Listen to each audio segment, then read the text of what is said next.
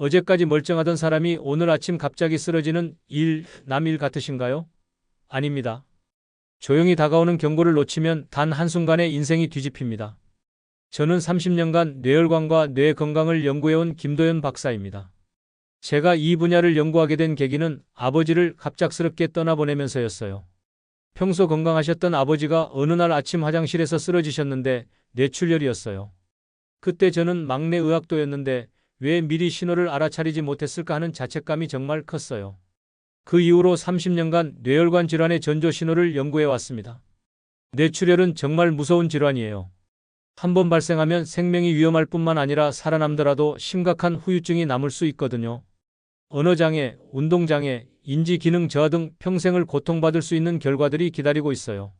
하지만 다행히 뇌출혈은 갑자기 발생하는 것처럼 보여도 사실은 미리 신호를 보내는 경우가 대부분이에요.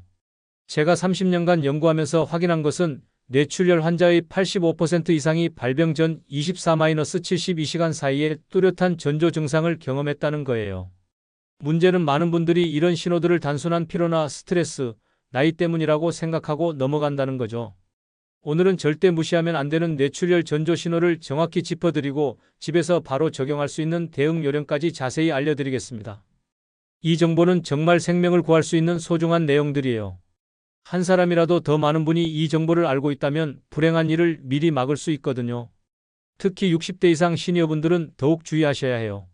나이가 들면서 혈관의 탄력성이 떨어지고 동맥경화가 진행되면서 뇌출혈 위험이 높아지거든요. 또한 고혈압, 당뇨, 심장병 같은 기저질환을 가지고 계신 분들이 많아서 더욱 위험해요. 하지만 너무 걱정하지 마세요. 미리 알고 대비하면 충분히 예방할 수 있고 설사 증상이 나타나더라도 신속한 대처로 피해를 최소화할 수 있어요. 가장 중요한 건 신호를 정확히 아는 거예요. 증상을 알고 있으면 골든타임을 놓치지 않을 수 있거든요. 뇌출혈의 골든타임은 3시간이에요. 증상이 시작된 후 3시간 이내에 적절한 치료를 받으면 후유증을 크게 줄일 수 있어요. 하지만 이 시간을 놓치면 뇌 손상이 돌이킬 수 없을 정도로 진행되어 버려요. 그래서 전조 신호를 미리 아는 게 그렇게 중요한 거예요. 지금 이 순간에도 여러분의 몸은 신호를 보내고 있을 수 있어요. 작은 두통, 어지러움, 손발의 미세한 저림 같은 것들 말이에요. 이런 신호들을 그냥 넘어가지 마시고 주의 깊게 관찰하셔야 해요. 특히 평소와 다른 증상이 나타나면 더욱 주의해야 합니다. 제가 오늘 알려드릴 내용들은 모두 국내외 연구 결과와 실제 임상 경험을 바탕으로 한 검증된 정보들이에요. 대한뇌졸중학회, 미국 심장협회, 유럽신경학회 등에서 공식적으로 인정한 진단 기준들을 일반 분들이 이해하기 쉽게 정리한 거예요. 또한 오늘 말씀드릴 자가점검법들도 의료진이 응급실에서 실제로 사용하는 검사법들을 가정에서 할 수 있도록 단순화한 것들이에요. 물론 이런 자가점검이 전문의 진료를 대신할 수는 없지만 응급 상황을 조기에 인지하는 데는 충분히 도움이 될 거예요. 혹시 최근에 이유 없는 극심한 두통이나 말이 꼬이는 경험이 있으셨나요? 아니면 한쪽 팔다리에 힘이 빠지는 느낌을 받으신 적이 있으신가요? 이런 증상들이 바로 우리가 주의 깊게 살펴봐야 할 신호들이에요. 댓글로 여러분의 경험을 공유해 주시면 함께 살펴보겠습니다. 작년 봄에 있었던 김영만 72세 어르신의 실제 사례를 말씀드릴게요. 이분의 경험이 오늘 말씀드릴 내용의 중요성을 잘 보여주거든요. 김 어르신은 평소 건강한 편이셨어요. 고혈압은 있으셨지만 꾸준히 약을 드시고 계셨고 매일 산책도 하시는 활동적인 분이셨어요. 그런데 어느 날 저녁 딸과 통화를 하시다가 갑자기 이상한 증상이 나타났어요. 말끝이 흐려지기 시작하더니 발음이 명확하지 않아졌어요. 딸이 아버지, 목소리가 이상해요 라고 하자 김 어르신은 뭔가 이상하다는 걸 느끼셨대요. 그리고 오른팔이 갑자기 축 처진 채 전화기를 떨어뜨리셨어요. 딸은 깜짝 놀라서 바로 달려오겠다고 했지만 김 어르신은 괜찮다, 잠깐 쉬면 나을 거다라고 하시며 괜찮다고 하셨어요. 많은 분들이 이런 반응을 보이세요. 갑작스러운 증상에 당황하기도 하고 가족에게 걱정을 끼치기 싫어서 괜찮다고 하시는 경우가 많아요.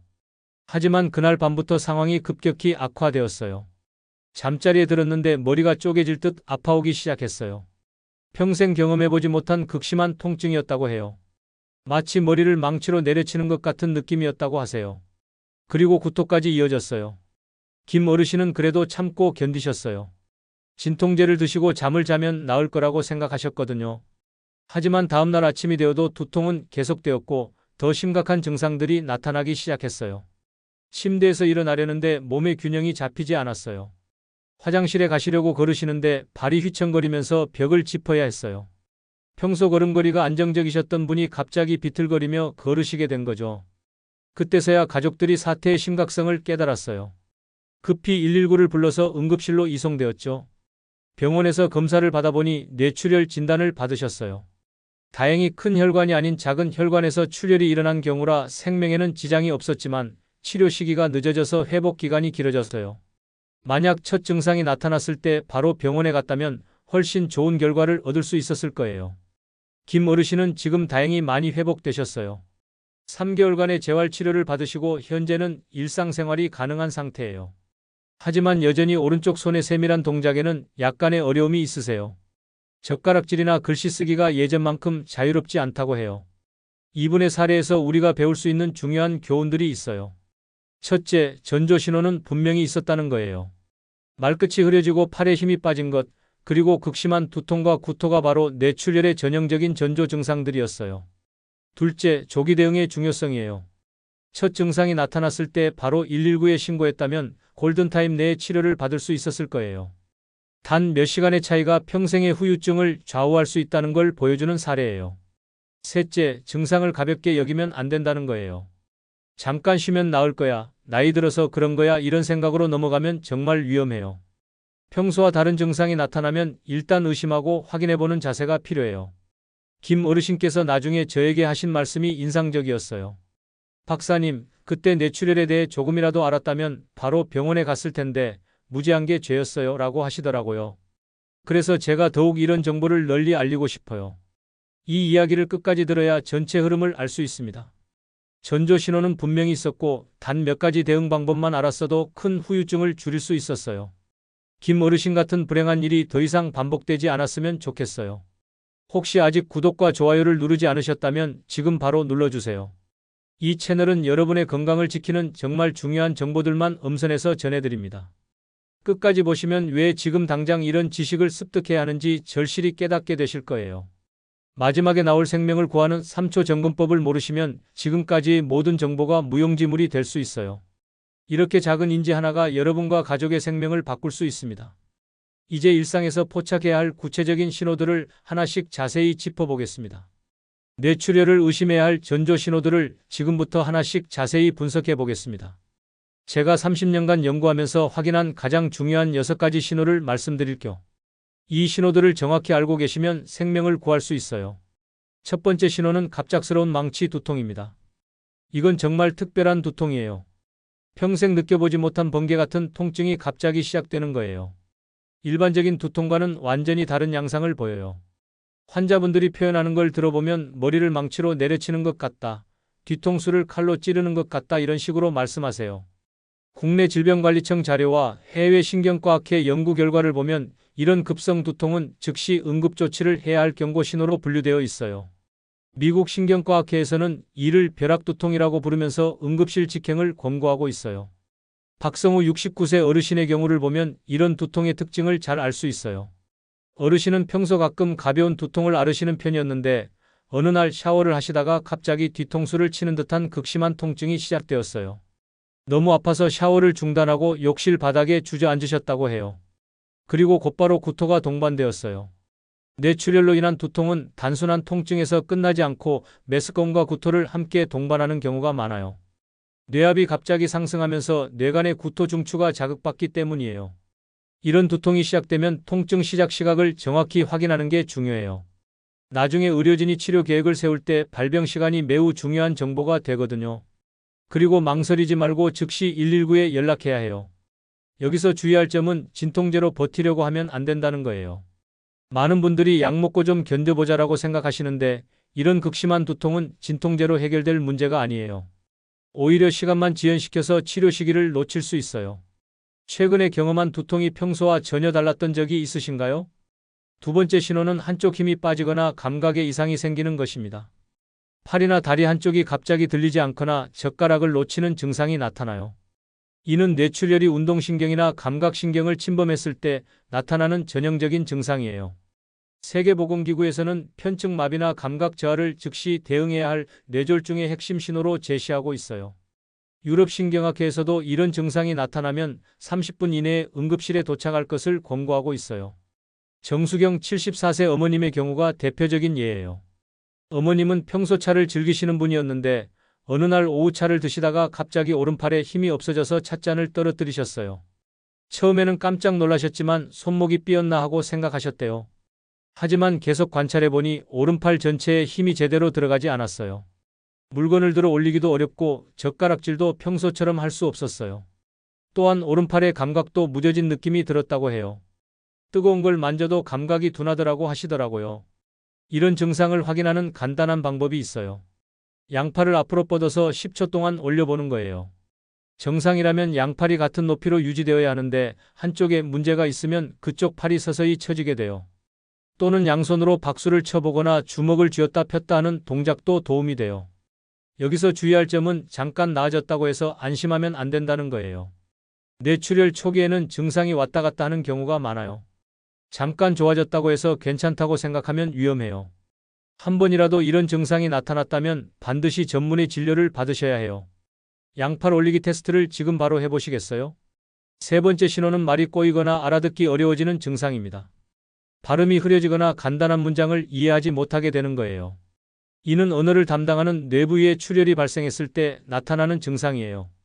미국 뇌졸중 협회에서는 언어 이상을 뇌졸중의 핵심 전조 신호 중 하나로 강조하고 있어요. 특히 갑작스럽게 나타나는 언어 장애는 응급 상황으로 간주해야 한다고 명시되어 있어요. 김대호 70세 어르신의 사례를 보면 이런 증상의 특징을 잘 알 수 있어요. 어르신은 평소 말씀을 또렷하게 잘하시는 분이었는데 어느 날 갑자기 발음이 어눌해지기 시작했어요. 가족들이 어르신 이름이 뭐예요? 라고 물어봤는데 본인 이름을 제대로 말하지 못하셨어요. 또한 간단한 질문도 이해하는데 어려움을 보이셨어요. 오늘이 몇 월이에요? 라고 물어봐도 한참 생각하시다가 엉뚱한 대답을 하시거나 아예 대답을 못하시는 경우가 있었어요. 주소를 말해달라고 했을 때도 평소 잘 알고 계시던 주소를 제대로 말씀하지 못하셨어요. 이런 증상을 확인하는 방법은 간단해요. 짧은 문장을 읽어달라고 하거나 이름과 생년월일을 말해달라고 해보는 거예요. 오늘은 좋은 날씨입니다. 같은 간단한 문장도 발음이 명확하지 않거나 이해하지 못한다면 즉시 의심해봐야 해요. 또한 전화통화를 할 때도 주의 깊게 들어보세요. 평소와 다르게 말이 어눌하거나 대화 내용을 이해하지 못하는 것 같으면 바로 확인해봐야 해요. 여기서 중요한 건 피곤해서 그렇겠지라고 넘기면 안 된다는 거예요. 갑작스러운 언어 장애는 절대 가볍게 여겨서는 안 되는 증상이에요. 최근에 통화 중에 상대방이 발음이 이상하다고 지적한 적이 있으신가요? 네 번째 신호는 시야 이상이나 갑작스러운 시야 흐림입니다. 한쪽 눈만 흐려 보이거나 물체가 두 개로 보이는 증상이 돌연 발생하는 거예요. 이는 시각을 담당하는 뇌부위나 뇌간에 출혈이 발생했을 때 나타날 수 있어요. 유럽신경학회에서는 급성 시야 이상을 응급경고 신호로 분류하고 있어요. 특히 갑작스럽게 나타나는 시야 결손이나 복시는 즉시 응급실을 방문해야 할 증상으로 규정되어 있어요. 윤미정 67세 어머님의 경우를 보면 이런 증상이 어떻게 나타나는지 알 수 있어요. 어머님은 평소 TV 시청을 즐기시는 분이었는데 어느 날 저녁 드라마를 보시다가 자막이 두 줄로 겹쳐 보이기 시작했어요. 처음에는 TV가 고장났나 생각하셨는데 다른 채널을 돌려봐도 계속 같은 현상이 일어났어요. 그리고 책을 읽으려고 하니까 글자가 흐릿하게 보이고 집중하기가 어려웠어요. 한쪽 눈을 가려보니 증상이 줄어드는 것 같아서 안과 질환이라고 생각하셨대요. 하지만 이런 갑작스러운 시야 변화는 뇌 문제일 가능성을 먼저 의심해 봐야 해요. 시야 이상을 확인하는 방법은 한쪽씩 눈을 번갈아 가리면서 변화가 있는지 확인하는 거예요.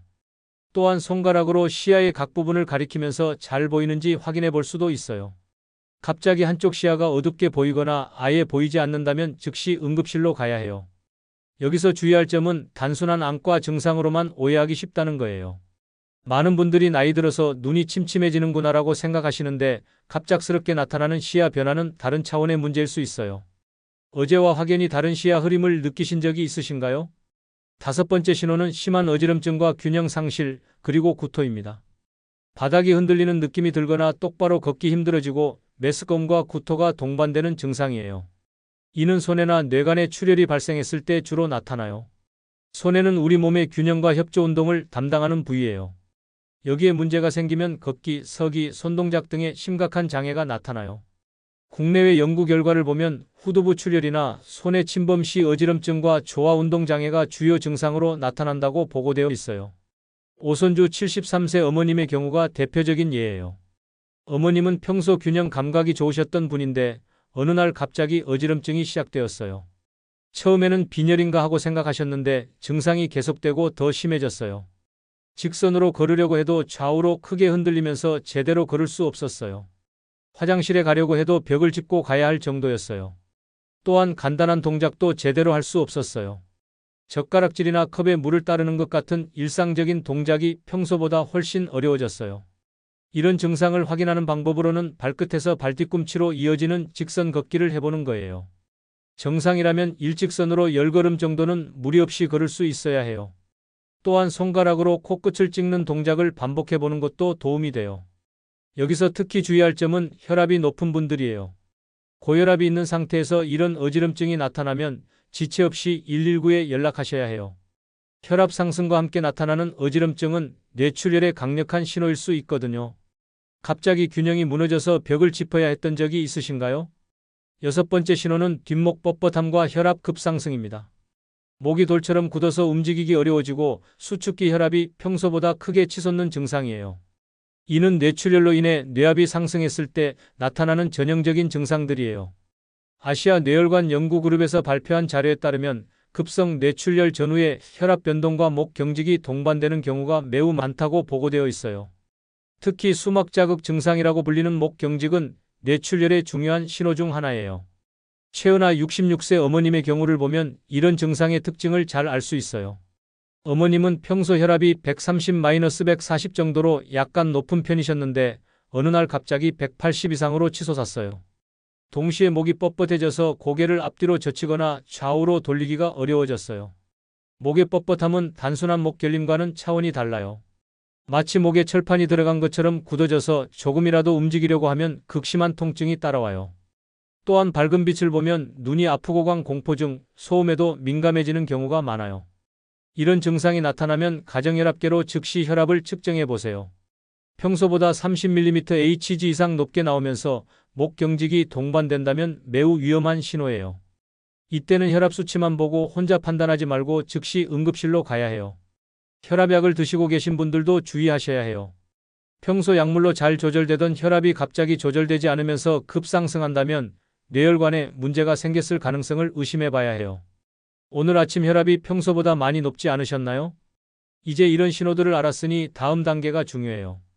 실제로 이런 증상이 나타났을 때 어떻게 대응해야 하는지, 그리고 평소에 어떻게 예방해야 하는지 구체적인 행동 요령들을 정리해서 알려드리겠습니다.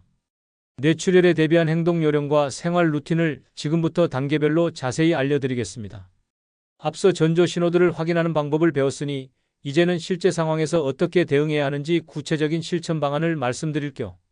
첫 번째로 가장 중요한 것은 3초 자가 점검 FAST-K 방법입니다. 이는 의료진들이 응급실에서 실제로 사용하는 뇌졸중 진단법을 가정에서도 쉽게 할 수 있도록 단순화한 거예요. F는 페이스, N은 암즈, S는 스피치, T는 타임, K는 코리어의 K로 우리나라 실정에 맞게 추가된 항목이에요. 페이스 검사는 미소 짓기예요. 거울을 보고 활짝 웃어보세요. 양쪽 입꼬리가 대칭적으로 올라가야 정상이에요. 한쪽만 올라가거나 한쪽 입꼬리가 처져 있으면 이상 신호예요. 암즈 검사는 양팔 올리기예요. 두 팔을 앞으로 뻗어서 10초간 유지해보세요. 한쪽 팔이 처지거나 떨린다면 문제가 있는 거예요. 스피치 검사는 간단한 문장 말하기예요. 오늘은 날씨가 좋습니다라는 문장을 또렷하게 말해보세요. 발음이 어눌하거나 단어를 제대로 말하지 못한다면 언어 중추에 문제가 있을 수 있어요. 타임은 시간 기록이에요. 이상 증상을 발견했을 때 즉시 시계를 보고 정확한 시각을 기억하거나 기록해두세요. 코리어 항목은 우리나라에서 추가한 것으로 혈압 측정과 목 경직 확인이에요. 가정혈압계로 혈압을 재보시고 목을 좌우로 돌려보면서 뻣뻣함이 있는지 확인해보세요. 이 5항목 중 한 가지라도 이상이 있으면 즉시 119에 연락하셔야 해요. 이 검사법을 집 냉장고에 큰 글씨로 적어서 붙여두시길 바라요. 그리고 가족들과 함께 주 1회 정도는 연습해보세요. 실제 응급 상황에서는 당황해서 제대로 기억이 안 날 수 있거든요. 평상시에 익숙해져 있어야 위급한 순간에 올바르게 대처할 수 있어요. 오늘 가족들과 FAST-K 검사법을 연습해 볼 수 있을까요? 두 번째는 119 연락 요령입니다. 응급 상황에서는 정확하고 신속한 신고가 생명을 좌우해요. 119에 전화할 때는 당황하지 말고 차례대로 말씀하세요. 먼저 뇌졸중 의심 환자라고 명확히 말하세요. 그리고 증상이 시작된 정확한 시각을 알려주세요. 이 정보가 치료 방침을 결정하는 데 매우 중요해요. 그 다음에는 현재 복용 중인 약물을 간단히 말씀하세요. 고혈압약 먹고 있음, 당뇨약 복용 중 이런 식으로 짧게 말하면 돼요. 기저질환도 함께 알려주시고요. 고혈압 있음, 심장병 있음 이렇게요. 이 모든 정보를 한 문장으로 정리해서 말할 수 있도록 미리 연습해 두시는 게 좋아요. 가장 중요한 주의사항은 절대로 자가 운전하면 안 된다는 거예요. 증상이 가볍다고 해서 스스로 운전해서 병원에 가려고 하시면 안 돼요. 운전 중에 증상이 악화되면 대형 사고로 이어질 수 있어요. 또한 샤워나 목욕도 금물이에요. 욕실에서 쓰러지면 더 위험해질 수 있거든요. 취침도 절대 안 돼요. 잠깐 누워있으면 나아질 거야 라는 생각으로 잠자리에 들면 안 돼요. 뇌출혈은 시간이 지날수록 악화되는 질환이라 즉시 치료를 받아야 해요. 휴대폰에 119와 가족 연락처를 단축번호로 설정해 두시는 것도 중요해요. 응급 상황에서는 번호를 찾을 여유가 없거든요. 지금 휴대폰에 단축번호 설정이 되어 있나요? 세 번째는 가정혈압 측정 루틴입니다. 혈압 관리는 뇌출혈 예방의 핵심이에요. 하루 2회 아침과 저녁에 측정하는 게 기본이에요. 아침에는 기상 후 1시간 이내, 저녁에는 잠자리에 들기 전에 재세요. 측정할 때는 1분 간격으로 2번 재서 평균값을 기록하세요. 측정 전 주의사항도 중요해요. 커피나 차 같은 카페인 음료를 마신 후 30분 이내에는 재지 마세요. 운동 후에도 최소 30분은 기다려야 해요. 화장실을 다녀온 후에 측정하시고 5분 정도 안정을 취한 다음에 재세요. 혈압 노트를 하나 만드시길 권해요. 날짜, 시간, 혈압 수치, 그날의 컨디션을 간단히 적어두세요. 일주일 평균을 계산해서 추세를 확인하는 것도 중요해요. 평소보다 20mm Hg 이상 높게 나오는 날이 3일 이상 계속되면 전문의 상담을 받아보세요. 어제 저녁 혈압 수치를 기억하고 계신가요? 네 번째는 소금 줄이기 계획입니다. 나트륨 과다 섭취는 고혈압의 주요 원인이고 뇌출혈 위험을 크게 높여요. 하지만 갑자기 짠맛을 완전히 끊으면 스트레스가 되니까 단계적으로 줄여나가는 게 좋아요. 다행히 짠맛에 대한 기준은 2주 정도면 적응됩니다. 숨어있는 나트륨을 찾는 게 중요해요. 국물, 찌개, 장아찌, 젓갈, 가공육, 라면, 과자 등에 나트륨이 많이 들어있어요. 특히 국물은 건더기 위주로 드시고 국물은 최소한으로 드세요. 반찬간을 할 때는 소금 대신 레몬즙, 식초, 후추, 마늘, 양파 등을 활용하세요. 외식할 때도 주의하셔야 해요. 식당 음식은 대부분 나트륨이 과다해요. 가능하면 간을 덜 해달라고 요청하시고 소스는 따로 달라고 해서 조금씩 찍어 드세요. 집에서 요리할 때는 천연 조미료를 활용하시고 나트륨 함량이 적은 저염 간장이나 된장을 사용하세요.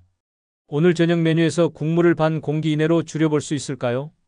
다섯 번째는 음주와 흡연 관리입니다. 니코틴과 과도한 음주는 혈압 변동을 크게 일으키고 혈관 손상을 가속화시켜요. 갑자기 완전히 끊기는 어려우니까 단계적으로 줄여나가는 계획을 세우세요.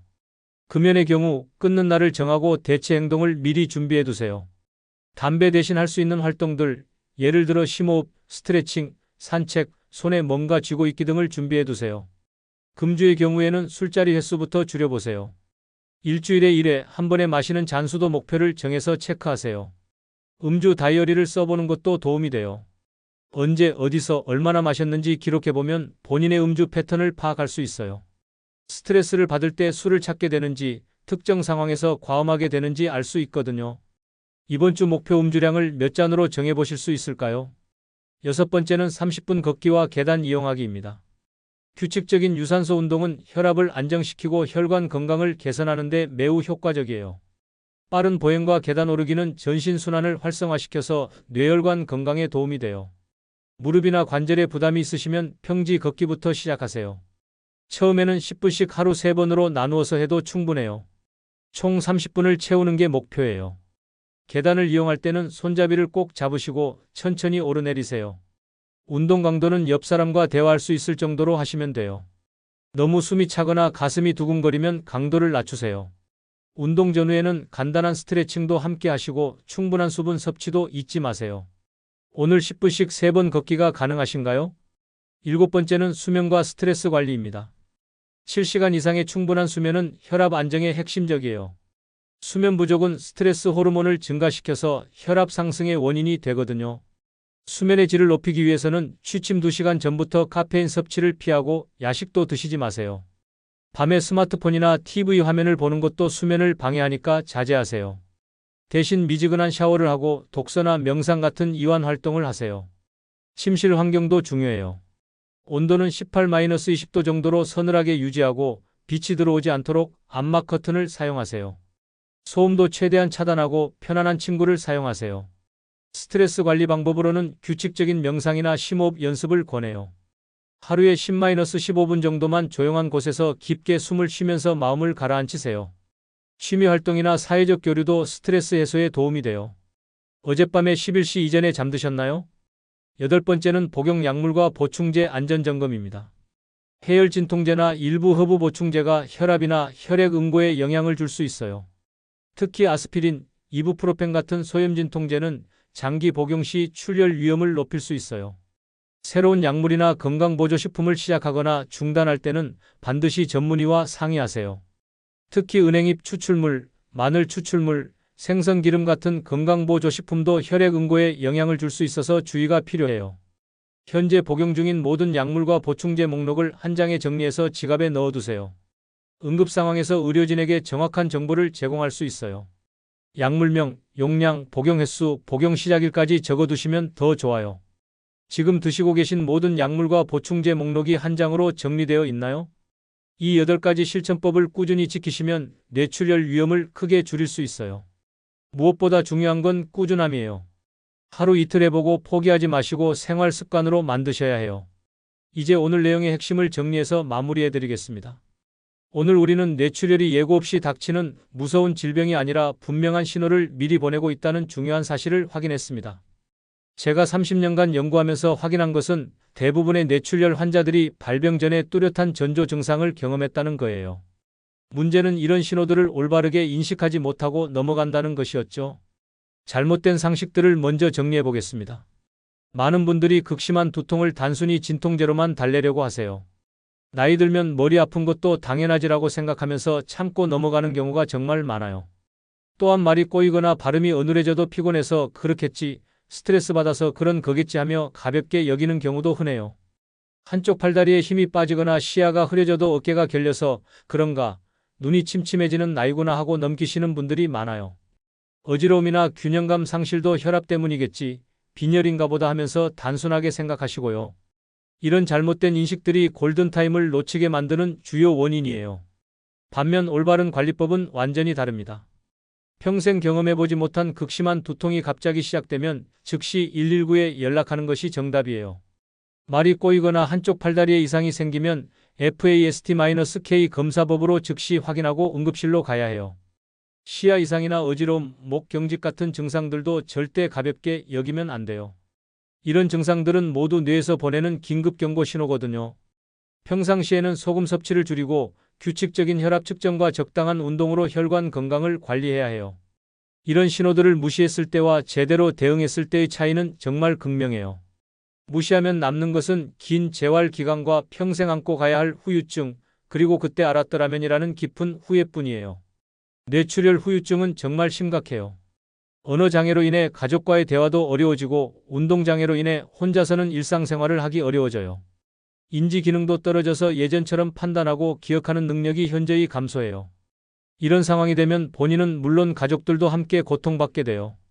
경제적 부담도 만만치 않고 심리적 스트레스도 엄청나요. 한때 가정의 기둥이었던 분이 갑자기 돌봄이 필요한 상황이 되면 가족 전체의 삶이 바뀌어 버려요. 하지만 제대로 대응하면 상황이 완전히 달라져요. 조기에 발견하고 적절한 치료를 받으면 후유증을 크게 줄일 수 있어요. 완전히 회복되는 경우도 많고 일부 후유증이 남더라도 일상생활에는 큰 지장이 없을 정도로 회복될 수 있어요. 특히 골든타임인 3시간 이내에 치료를 받으면 뇌 손상을 최소화할 수 있어요. 최근 의료기술의 발달로 뇌출혈 치료 성공률이 많이 높아졌거든요. 하지만 이 모든 것의 전제 조건은 신속한 발견과 대응이에요. 제가 만난 환자분들 중에 조기 대응으로 좋은 결과를 얻으신 분들이 정말 많아요. 김영만 어르신처럼 늦게 대응해서 후유증이 남은 경우도 있지만 반대로 첫 증상에서 바로 병원에 가서 완전히 회복되신 분들도 많아요. 그 차이는 바로 올바른 지식과 신속한 대응이었어요. 오늘 당장 실천할 수 있는 가장 중요한 제안을 드릴게요. 지금 즉시 냉장고에 가셔서 전조 신호 세 줄을 큰 글씨로 써서 붙이세요. 첫째, 번개 같은 극심한 두통. 둘째, 말이나 팔 한쪽의 이상. 셋째, 시야 급변이나 심한 어지럼증. 이 세 줄만 기억하셔도 생명을 구할 수 있어요. 그리고 바로 밑에 119 단축 번호도 함께 적어두세요. 응급 상황에서는 번호를 찾을 여유가 없거든요. 가족들 모두가 볼 수 있는 곳에 붙여두시고 어떤 증상이 나타나면 어떻게 해야 하는지 미리 얘기해두세요. 또한 FAST-K 검사법도 가족들과 함께 연습해보세요. 미소 짓기, 양팔 올리기, 짧은 문장 말하기, 시간 확인, 혈압 측정과 목 돌리기. 이 5가지 검사를 순서대로 할 수 있도록 연습해두시면 응급 상황에서 큰 도움이 될 거예요. 평상시 관리도 정말 중요해요. 가정혈압계로 매일 혈압을 재고 기록하는 습관을 만드세요. 소금 섭취를 줄이고 금연과 절주를 실천하세요. 규칙적인 운동과 충분한 수면도 뇌혈관 건강에 필수적이에요. 무엇보다 증상에 대한 경각심을 갖는 게 중요해요. 설마 내가? 라는 생각은 금물이에요. 뇌출혈은 나이, 성별에 관계없이 누구에게나 올 수 있는 질환이거든요. 특히 60대 이상이시거나 고혈압, 당뇨 같은 기저질환이 있으신 분들은 더욱 주의하셔야 해요. 가족들과의 소통도 중요해요. 평상시 본인의 건강 상태에 대해 가족들과 공유하시고 이상 증상이 나타나면 즉시 알릴 수 있도록 해두세요. 혼자 참지 마시고 가족들의 도움을 받으시는 게 중요해요. 정기적인 건강검진도 빠뜨리지 마세요. 뇌 MRI나 CT 촬영을 통해 뇌혈관 상태를 미리 확인할 수 있어요. 동맥경화나 혈관 기형 같은 위험 요소를 조기에 발견하면 예방 치료를 받을 수 있거든요. 스트레스 관리도 중요한 예방법이에요. 만성적인 스트레스는 혈압을 지속적으로 높여서 뇌출혈 위험을 증가시켜요. 명상, 요가, 취미 활동 등을 통해 스트레스를 적절히 해소하시길 바라요. 다음 영상에서는 오늘 말씀드린 내용을 더 구체화해서 뇌혈관을 지키는 하루 식탁 로드맵을 아침, 점심, 저녁으로 나누어 알려드리겠습니다. 어떤 음식이 뇌혈관에 좋고 어떤 음식은 피해야 하는지, 그리고 혈압 관리에 효과적인 요리법들을 실제 레시피와 함께 제공해드릴 예정이에요. 또한 연령대별, 기저질환별 맞춤 관리법도 상세히 다룰 계획입니다. 60대, 70대, 80대 이상 각 연령대별로 달라져야 하는 관리 포인트들과 고혈압, 당뇨, 심장병 등 기저질환이 있을 때의 특별한 주의사항들도 알려드릴 거예요. 오늘 내용이 마음에 남으셨다면 구독과 좋아요 버튼을 꼭 눌러주시고 주변에 필요한 분들과도 공유해주세요. 이런 정보 하나가 누군가의 생명을 구할 수 있어요. 실제로 제 영상을 보고 조기에 대응해서 큰 병을 막았다는 연락을 받을 때마다 정말 보람을 느껴요. 댓글로는 최근에 경험한 증상이나 궁금한 점들을 남겨주세요. 혹시 오늘 말씀드린 전조 증상과 비슷한 경험이 있으셨던 분들은 꼭 공유해주세요. 여러분의 경험이 다른 분들에게 소중한 경고가 될 수 있어요. 또한 FAST-K 검사법을 가족들과 연습해보신 후기나 가정혈압 측정을 시작하신 분들의 후기도 기다리고 있겠습니다. 함께 정보를 나누면서 모두가 건강한 뇌혈관을 유지할 수 있도록 도와주세요. 여러분 모두 건강한 뇌혈관으로 오래오래 행복한 삶을 사시길 진심으로 바랍니다. 오늘부터 작은 것 하나라도 실천해보세요. 생명을 구하는 길은 바로 여러분의 작은 관심과 실천에서 시작됩니다. 여러분의 경험이 누군가의 생명을 살릴 길잡이가 될 수 있습니다.